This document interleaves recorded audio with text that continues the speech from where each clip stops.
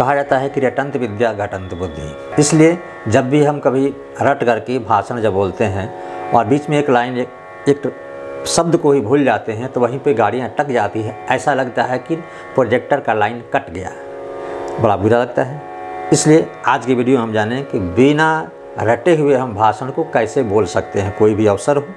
तो सबसे पहले स्वागत है आप सभी का कृष्णा की तरफ से APS Aryabhatta public school Krishna Guruji के चैनल में। तो जब भी हम भाषण देते हैं उसके लिए सबसे ज़रूरी क्या है कि ना डर ना संशय, बेहिचक अपने आप विश्वास करके एक लंबी सांस भर के बिना क्षमायाचना निसंकोच बोले। मतलब बोलने के पहले ना ही डर हो, ना कोई डर ना कोई भय, निसंकोच बिना सोचे, पहले ये नहीं सोचे कि गलत हो जाएगा, बिना सोचे निसंकोच एक लंबी सांस, बोलने के पहले एक लंबी सांस ले लें। इससे क्या होगा कि आपका थोड़ा सा भय जो है कम होगा। और फिर बिना क्षमा याचना का बोलें। कभी भी भाषण में बहुत लोग जब भाषण शुरू करता है तो जो गलती उसे क्षमा कीजिएगा। जब पहले ही क्षमा मांग लिए तो गलत होना तो निश्चित। इसलिए ये सबसे जो है आदत ठीक नहीं है। क्षमा याचना भाषण, कोई भी भाषण हो, क्षमा याचना न करें। आप बिना भय का निसंकोच होकर एक लंबी सांस भर करके और ये समझे कि हम सफल हैं, हम अच्छा बोलते हैं, अच्छा बोलेंगे, ऐसा विश्वास करके अपने आप पर में आत्मबल जगाकर आत्मविश्वास करके बोलना शुरू कीजिएगा। डर नहीं लगेगा और अच्छा बोल पाइएगा। जितना ही डरिएगा आगे के लाइन भूल जाइएगा, शब्द आएगा ही नहीं। जो आप कहना चाहते हैं उसके लिए शब्द चाहिए, शब्द आपके दिमाग में आएगा ही नहीं, बस वहीं अटकने लगिएगा बार बार। तो सबसे पहले जब भी भाषण है तो आप रटने क्या है, सबसे पहले क्या होता है संबोधन। कहीं भी कोई भी अवसर हो जब आप बोलते हैं सबसे पहले क्या होता है संबोधन। वहाँ जो है उसका संबोधन करना। अगर आप विद्यालय में किसी अवसर पर अगर भाषण दे रहे हैं तो वहाँ देखिए कौन कौन है। प्रधानाचार्य होंगे, शिक्षकगण होंगे, आपके सहपाठी होंगे। फिर हो गया तो वहाँ जो हैं सबसे श्रेष्ठ अगर प्रधानाचार्य हैं तो आदरणीय या सम्मानीय प्रधानाचार्य महोदय, ठीक है।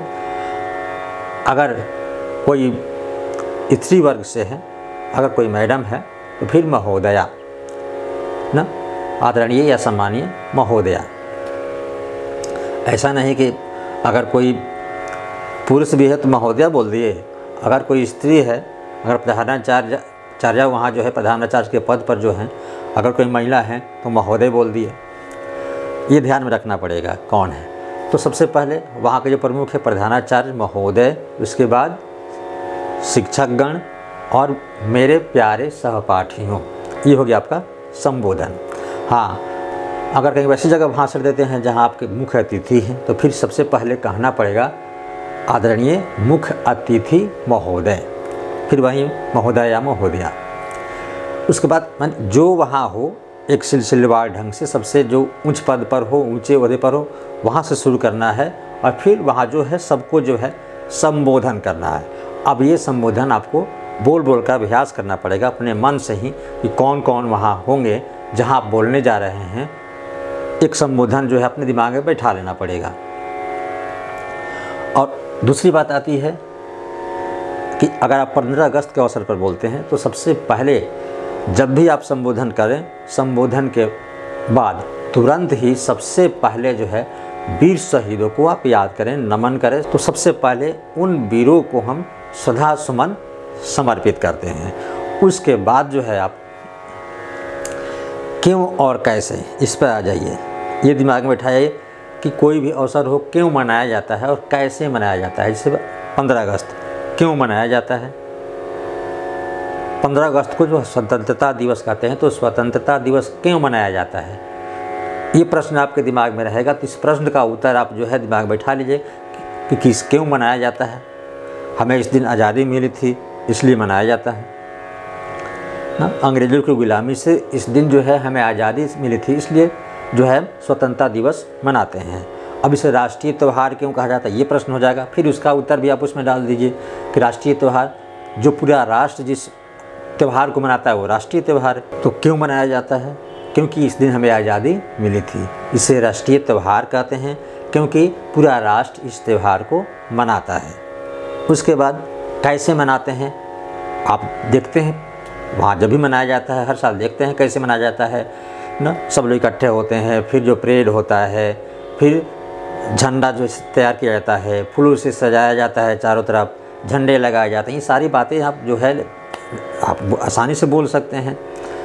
फिर उसके बाद से झंडा तोलन होता है। झंडा तोलन के बाद जो कौन कौन से कार्यक्रम होते हैं, जो भी है थोड़ा बहुत जो आप अपनी भाषा में उसको बोल लीजिए क्या क्या होता है।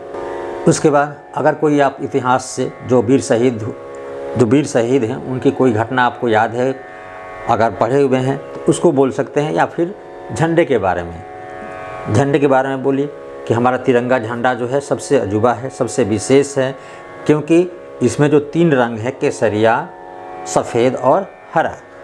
तो हरा हमारा जो है हरियाली का प्रतीक है, सफ़ेद हमारा सत्य सादगी का प्रतीक है, केसरिया जो बल पौरुष का प्रतीक है, और बीच में जो अशोक चक्र है, जो 24 तुलियों का जो चक्र है 24 घंटे का प्रतीक है, तो जो विकास का प्रतीक है। यानी हम 24 घंटा आगे प्रगति पथ पर आगे बढ़ते रहें। उसके बाद अगर कोई बात आपको दिमाग में आती है, कोई घटना, कोई बात अपने मन से कुछ कहना चाहते हैं, कोई बातें ऐसे हैं जो राष्ट्रीय अवसर पे, उस अवसर पे आप कुछ कहना चाहते हैं किसी के बारे में, वो भी आप जो है उस विषय से संबंधित थोड़ा भी अलग हो तभी आप बोल सकते हैं। और फिर अंत में आपको उन वीर शहीदों को याद करना होगा कि पुनः मैं उन वीर शहीदों को जिन्होंने अपनी जान गंवा दी देश की आज़ादी के लिए, अपना श्रद्धा सुमन समर्पित करता हूँ, भारत माँ के चरणों में नमन करता हूँ, चाहे नमन करती हूँ। और अंत में ये लाइन आ जाए कि इन्हीं शब्दों के साथ मैं अपने वाणी को विश्राम देती हूँ। जय हिंद, जय भारत। तो इस तरह से आपका जो भाषण 5 मिनट से ज़्यादा का हो जाएगा, परंतु इसके लिए क्या चाहिए, सबसे ज़रूरी है कि आपको बोलना। सबसे है कि बोलने के लिए सुनना पड़ता है, तो आप जहाँ भी हो किसी माध्यम से पहले सुनना सीखिए।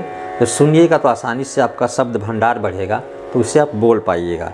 इसलिए जो कभी बोलते ही नहीं, किताब पढ़ते ही नहीं, उनके लिए तो संभव नहीं है।